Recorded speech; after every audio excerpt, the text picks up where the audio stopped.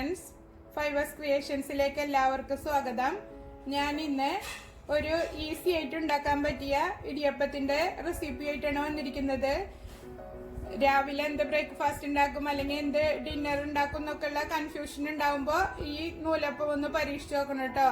നല്ല ഈസിയാണ് ഉണ്ടാക്കാന്. വീഡിയോയിലേക്ക് പോകുന്നതിന് മുമ്പ് എന്റെ ചാനല് ആരെങ്കിലും സബ്സ്ക്രൈബ് ചെയ്യാതെ കാണുന്നുണ്ടെങ്കിൽ സബ്സ്ക്രൈബ് ചെയ്യാനും ലൈക്ക് ചെയ്യാനും ഷെയർ ചെയ്യാനും മറക്കരുത്. അപ്പൊ നമുക്ക് ഇതെങ്ങനെ റെഡിയാക്കുന്ന നോക്കാം. അപ്പൊ നമുക്ക് നൂൽപുട്ട് ഉണ്ടാക്കാൻ തുടങ്ങാം.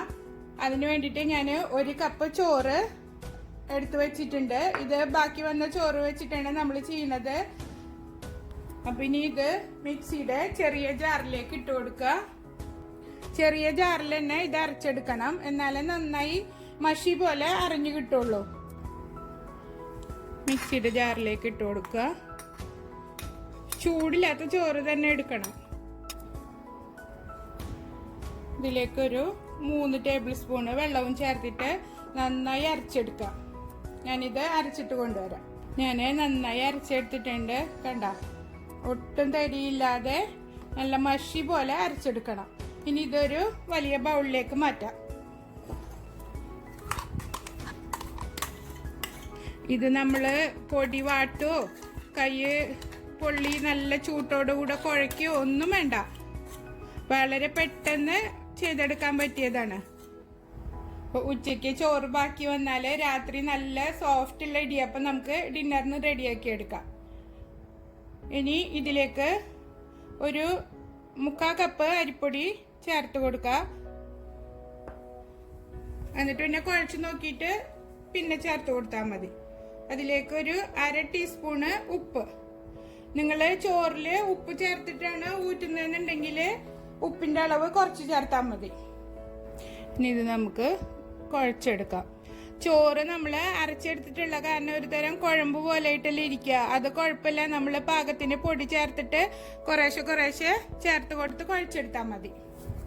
മാവ് നന്നായി കുഴച്ചെടുത്തിട്ടുണ്ട്. ഇത് കയ്യുമ്മല് ഒട്ടി വരരുത്, അതാണ് ഇതിന്റെ പരുവം. അതുവരെ നമ്മൾ കുഴച്ചുകൊണ്ടിരിക്കണം.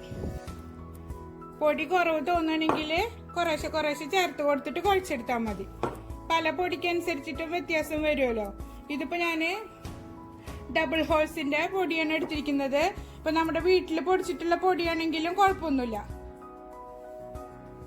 ഏത് പൊടി വെച്ചിട്ട് നമുക്ക് ഈ ഒരു മെത്തേഡിൽ ചെയ്തെടുക്കാം. ഇനി കയ്യിലേക്ക് അല്പം ഓയിൽ ഒഴിച്ചു കൊടുത്തിട്ട് വീണ്ടും കുഴച്ചെടുക്കാം. നല്ല സോഫ്റ്റ് ആയിട്ടുണ്ട് മാവ്. ഇനി നമുക്ക് ഇടിയപ്പം റെഡിയാക്കി എടുക്കാം. ഇത് ഞാൻ ഇഡ്ഡലി തട്ടിൽ വെച്ചിട്ടാണ് വേവിച്ചെടുക്കുന്നത്. നിങ്ങളുടെ കയ്യിൽ നൂലപ്പ തട്ടുണ്ടെങ്കിൽ അതിൽ വെച്ചിട്ട് ചെയ്തെടുത്താലും മതി. ഞങ്ങളുടെ അവിടെ ഇതിന് നൂൽപുട്ട്, നൂലപ്പം എന്നൊക്കെയാണ് പറയുക. ഇഡ്ഡലി തട്ടില് എണ്ണ തടവി കൊടുക്കുക. അതുപോലെ തന്നെ അച്ചിന്റെ ഉള്ളിലും എണ്ണ തടവി കൊടുക്കുക. അപ്പൊ നമുക്ക് ഈസി ആയിട്ട് അത് പ്രസ് ചെയ്തിട്ട് എടുക്കാൻ പറ്റും. ഞാൻ ഉള്ളിൽ ഓൾറെഡി തട്ടിട്ട് കൊടുത്തിട്ടുണ്ട്.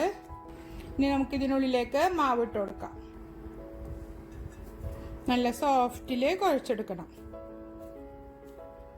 നമ്മൾ ഈ കുഴച്ചെടുക്കുന്ന ഒരു പണി മാത്രമേ ഉള്ളൂ ഇതിന്. നമ്മള് ഇടിയപ്പപ്പൊടി വെച്ചിട്ട് ചെയ്യുന്ന ഇടിയപ്പത്തിനേക്കാളും നല്ല സോഫ്റ്റ് ആയിരിക്കും ഈ ഇടിയപ്പം. അപ്പൊ നമുക്കിത് ഇഡ്ഡലി തട്ടിലേക്ക് പ്രസ് ചെയ്ത് കൊടുക്കാം. നല്ല സോഫ്റ്റ് ആയിട്ട് നല്ല ഈസി ആയിട്ട് ചെയ്തെടുക്കാൻ പറ്റുന്നുണ്ട്. ഇത് ആരും പറയില്ല നമ്മളിത് ചോറ് വെച്ചിട്ടാ ചെയ്തിട്ടുള്ളതെന്ന്. അത്രയ്ക്ക് സോഫ്റ്റും ടേസ്റ്റുമാണ് ഇത് കഴിക്കാൻ.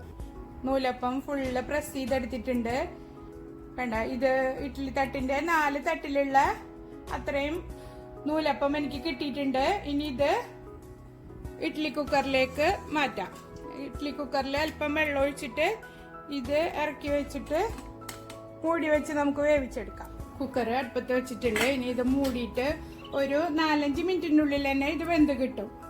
നൂലപ്പം റെഡി ആയിട്ടുണ്ട്, വെന്ത് വന്നിട്ടുണ്ട്. ഇനി ഇത് നമുക്ക് സർവിംഗ് ഡിഷിലേക്ക് മാറ്റാം. ഞാൻ സർവിംഗ് ഡിഷിലേക്ക് മാറ്റിയിട്ടുണ്ട്. ഇത് തേങ്ങാപ്പാലും പഞ്ചസാരയായിട്ടും അല്ലെങ്കിൽ ഏത് കറിയുടെ കൂടെയും നല്ലൊരു കോമ്പിനേഷനാണ്. ചിക്കൻ കറി, ഗ്രീൻ പീസ് കറി, മുട്ടക്കറി എന്തിന്റെ കൂടെ വേണമെങ്കിലും ഇത് നമുക്ക് കഴിക്കാവുന്നതാണ്. ഇപ്പൊ ഡിന്നറായിട്ടും ബ്രേക്ക്ഫാസ്റ്റ് ആയിട്ടും ഒക്കെ ഞങ്ങളിവിടെ ഉണ്ടാക്കാറുണ്ട്.